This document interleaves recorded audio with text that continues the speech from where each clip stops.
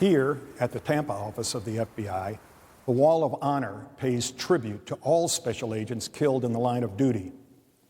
It's just like those you see at all 56 FBI field offices around the country, a common thread wherever you're assigned to remember our fallen brothers and sisters. This year, the Society remembers the lives of two agents, Jack Kohler and Ron Williams. Both were killed on June 26, 1975 at the Pine Ridge Indian Reservation in South Dakota. We honor them and celebrate their lives as friends and relatives share their memories of these brave agents.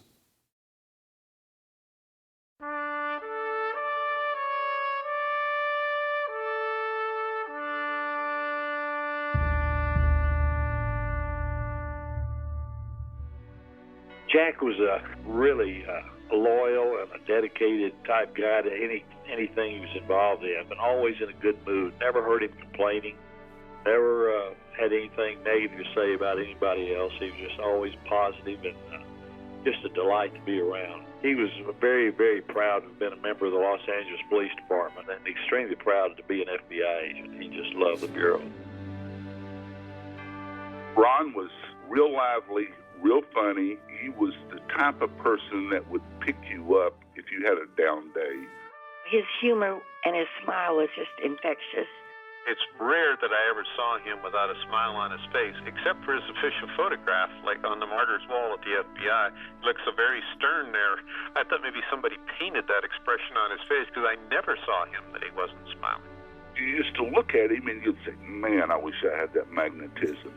He was very charming, that's for sure, and a very good-looking guy. To me, he looked like an FBI agent. He just fit the part.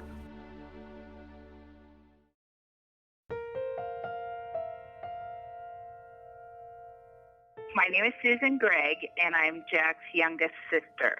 We had a family of 4 of us, and he was the oldest, and there was 7, 8 years in between all of us. I think he emulated a lot of my dad's characteristics. He was probably most like our father in personality, most like him in appearance, and certainly they had the same first name. I remember he was quiet and observing, but he was also a real jokester, you know. Jack and Stephen, my brother, would lock my sister and I out on the front porch. He could be a real tease to us. I think, like most kids in those days, as an older brother, he probably mostly ignored me. Unless I did something that irritated him. Summer vacations were typically, we would pack up the family and all the gear and go to Yosemite for like a week. Those are the days we had 6 people in a car, and we would just take off and not think anything of it. And no air conditioning. We didn't have air conditioning. It was just good times together. It was great. It was great. I'll never forget Yosemite.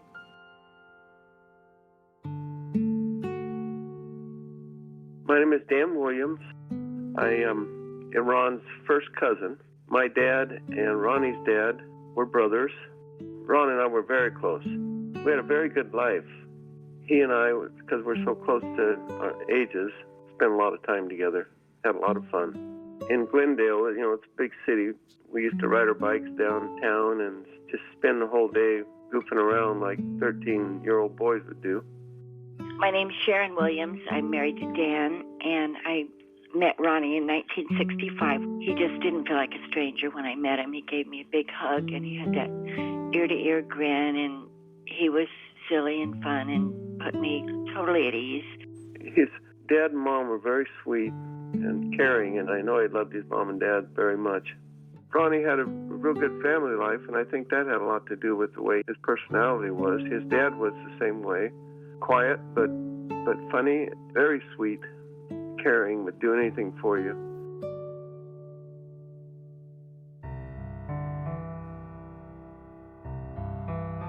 I mean, being in the FBI was pretty unbelievable to all of us. It was pretty cool. It was when he was in college that he really decided that that was what he wanted to do. And, oh, of course, my parents were so proud of him. We all were. He excelled in everything. I remember him going to Quantico and doing well. I remember my parents saying how well he did. He was very good at it, and he loved it. He loved every aspect of the FBI. Ronnie did what he wanted to do when he joined the FBI. He just told me how much he enjoyed the FBI, how the people were so friendly and took care of you, and he loved it.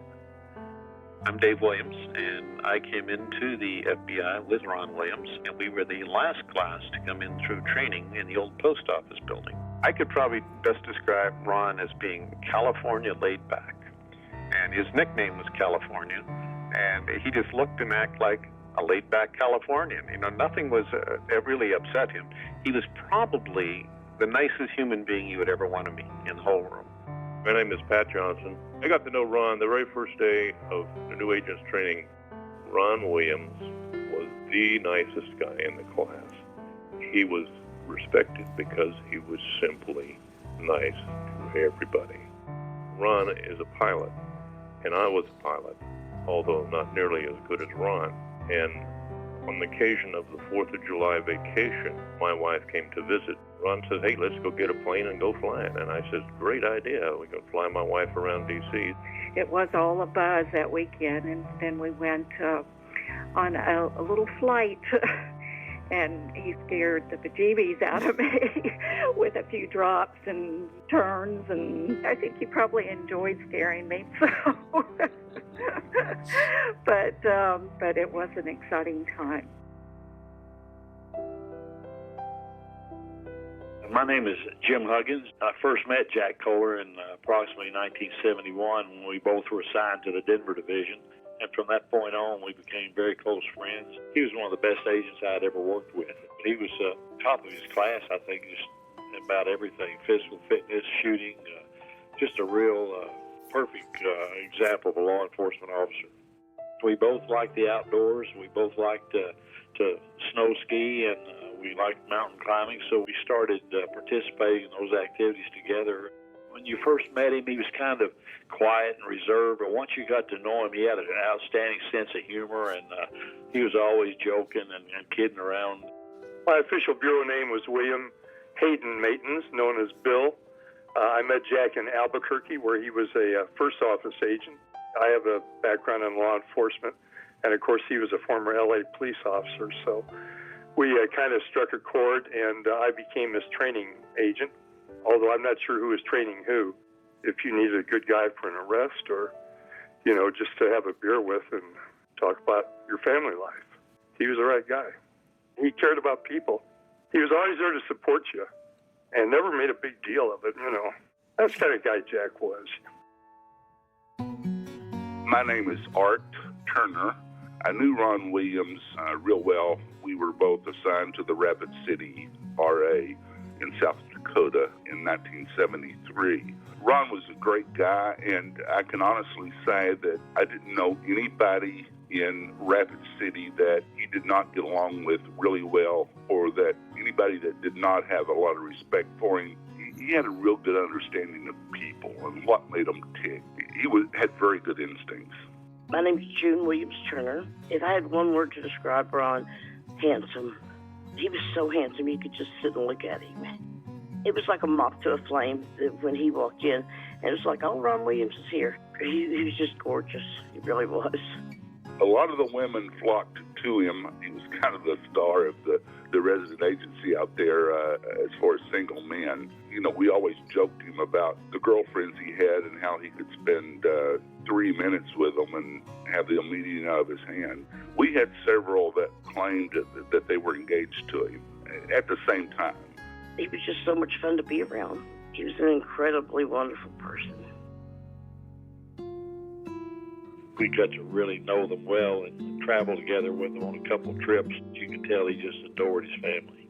He loved his boys. Outstanding dad. Yeah, he was so proud of those boys that he just really lived for them. At least 1 weekend a month, we were in the Sandia Mountains, weather permitting, and we would go up there and drink a little beer and barbecue stuff and take the families and play in the woods. And a close-knit group of about 12 agents and their wives and their kids, yeah. The things he adored, you could tell. The things that were important to him meant everything in the world to him. His family was everything to him. I did find a picture of Jack with the two boys and him just looking at them, and I love that picture. He did adore his sons, and he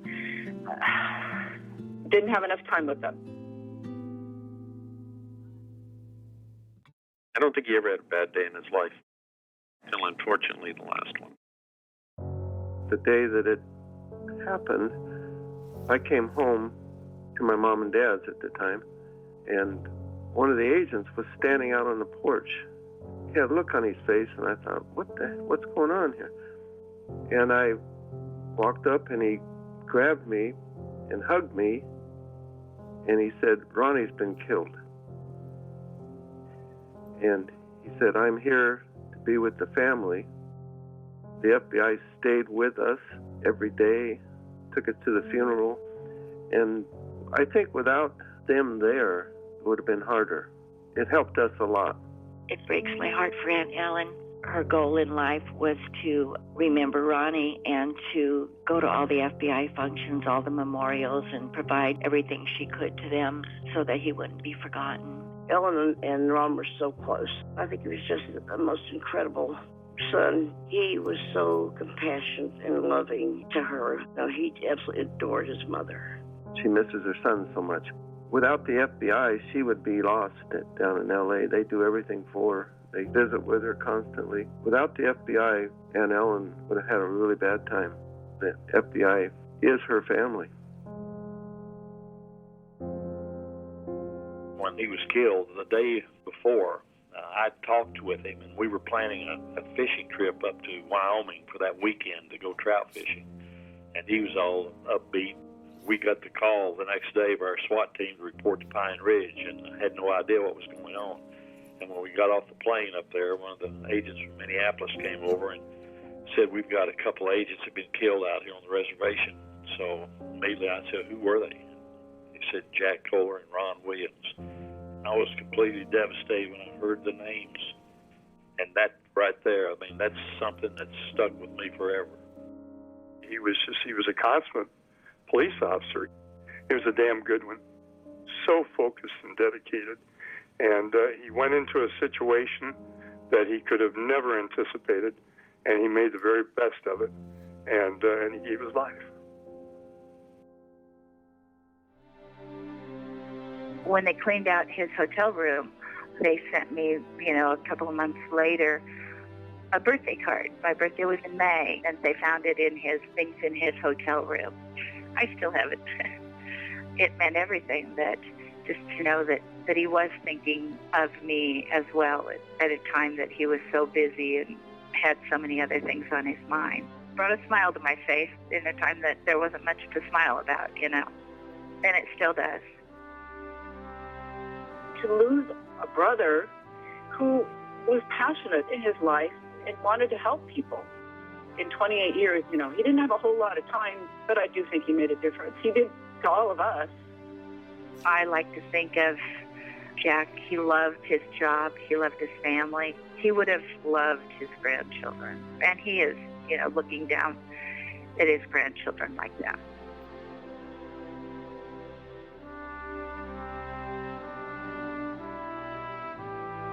It was quite a loss to lose Ron. He could have touched so many people in this world, and he did. You can look at his picture and you can realize that, hey, this was such a tragic loss.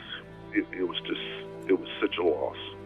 We think of what might have been a wonderful man who should have had a family and been a grandfather and enjoyed retirement and been there for his mom.